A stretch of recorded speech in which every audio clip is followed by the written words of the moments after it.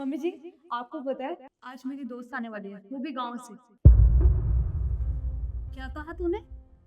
तेरी दोस्त आने वाली है और वो भी गांव से? एक काम कर, अभी फोन मिला उसके पास और मना कर दे, कोई जरूरत नहीं है आने की। तो क्यों आ गई? शिखा, सिद्धि, और कैसी है तू? मैं ठीक हूँ। तू बता, कितना बदल गई है तू। कितने टाइम बाद मिली है ना, इसलिए। नमस्ते आंटी जी। नमस्ते। ये सब छोड़ दो, पहले मुझे ये बता कि शादी में क्यों नहीं आई? मुझे पता था तू गुस्सा तो करेगी, लेकिन तुझे पता है ना, मुझे बहुत जरूरी काम था, उस वजह से बिजी हो गई थी।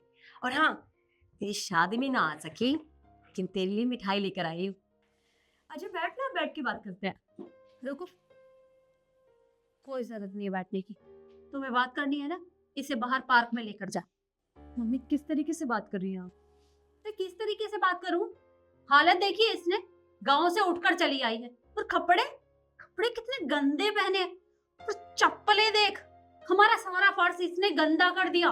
और यहाँ सोफे पर बैठकर हमारे सोफे को भी गंदा करेगी। इसे बाहर लेकर जा। मैम तो चाहिए। शिखा, चाय। अरे रुको, हाथ मत लगाओ। किससे पूछ कर ये सब लाया? मम्मी जी, मैंने कहा था, मुझे पता था शिखा आने वाली है, तो मैंने उसे पहले ही बोल दिया चाय बनाने।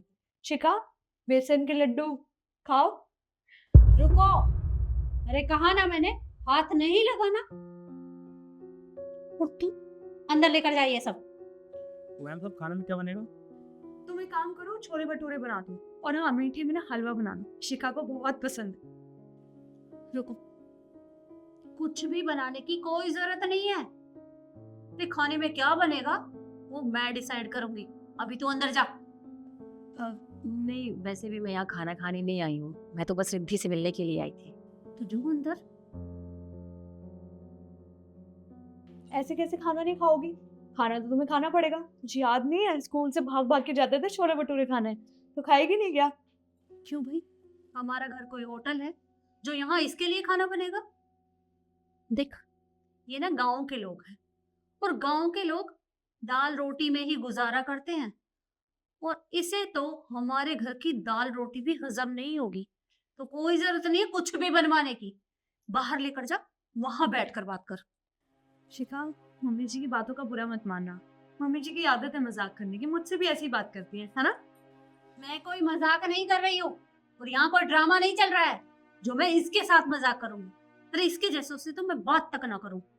देखिए, आप गुस्सा मत कीजिए, मैं तो बस अपनी दोस्त से मिलने के लिए आई थी। मैं तो बस ये बताने के लिए आई थी कि मुझे तो पहले से ही पता था कि तुझे पता लग गया होगा कि रिद्धि की शादी बहुत बड़े घर में हुई है। तो जाऊंगी मिलने के लिए, तो कुछ ना कुछ तो मिल ही जाएगा। तो यहाँ तो कुछ काम से ही आई होगी। नहीं, काम से तो नहीं, पर मुझे पता चला कि रिद्धि के पति की फैक्ट्री है। ओहो हो, समझ गई, तुझे फैक्ट्री में काम चाहिए। कोई बात नहीं, मेरे बेटे की फैक्ट्री में बहुत सारे मजदूर काम करते हैं, तो तुझे और तेरे पति को कुछ ना कुछ काम दिलवा ही दूंगी। गलत फहमी हुई है, मैं काम मांगने के लिए नहीं आई हूँ, मैं बस उसे ये बोलने के लिए आई थी कि अच्छा, तो तू काम मांगने नहीं आई, तो पैसे मांगने आई होगी। हाँ हाँ, मुझे तो तेरी हालत देख के पहले ही पता चल गया था।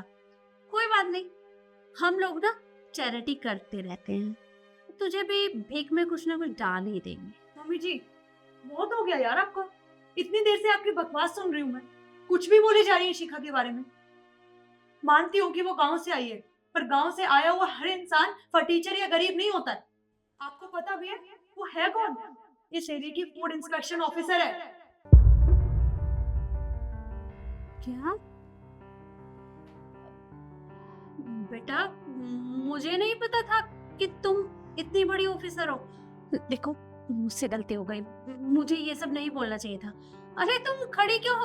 तुम सोफे पे बैठो। रामू, अरे जल्दी मैडम के लिए गर्मा गर्म चाय और अच्छा सा कुछ खाने के लिए लेकर आ। सिद्धि, तुम्हारी सास मुझे अपने महंगे सोफे पर बैठाने की बात कर रही है। शायद भूल गए, उन्हें याद दिलाओ। वो मुझे पार्क में बिठाने की बात कर रही थी, यहाँ सोफे पर नहीं। भूल गए आप? अरे बेटा, मैंने कहा ना, मुझे नहीं पता था कि तुम इतने बड़े ऑफिसर हो, वरना मैं ऐसे बात नहीं करती। I am sorry. क्यों अब आप ऐसा क्यों बोल रहे हो? क्योंकि अब आपको पता चल गया कि मैं एक बहुत अच्छी पोस्ट पर हूँ, इसीलिए अब आप अपने रंग बदलने शुरू कर दिए।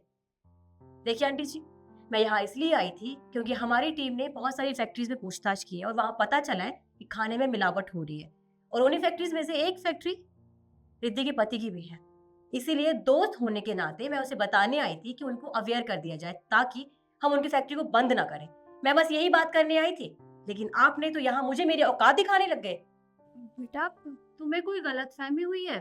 अरे मेरे बेटे की फैक्ट्री में खाने में मिलावट कोई नहीं करता, तुम चाहो तो खुद चेक कर सकती हो। जी हाँ, यह हमारा काम है और हमने पता कर लिया है, और आप मुझे मत समझाइए, समझिए आप।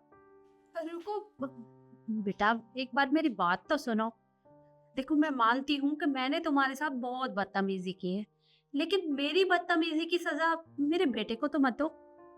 रिद्धि बेटा ये तुम्हारी दोस्त है, बोलो ना इसे। शिखा, तुम्हारा जो भी डिसीजन होगा मैं तुम्हारे साथ, और मैं बीच में नहीं आऊंगी, जैसा तुम्हें ठीक लगे वैसा। और हाँ आंटी जी, आप मुझे मेरी औकात याद दिलाने वाली थी ना, अब मैं आपको आपकी औकात याद दिलाऊंगी। लगा लीजिए पूरी अपनी संपत्ति, मैं भी देखती हूँ आपकी बेटी को कौन बचाता है।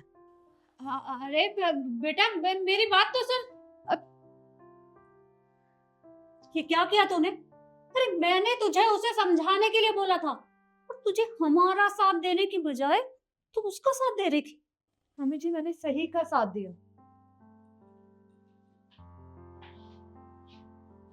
दिमाग खराब हो गया है क्या?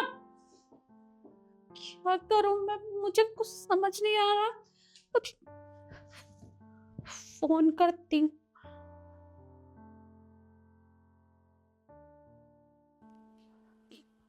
अरे फोन उठा बेटा, सब कुछ बर्बाद हो जाएगा। फोन उठा, कहाँ मर गई?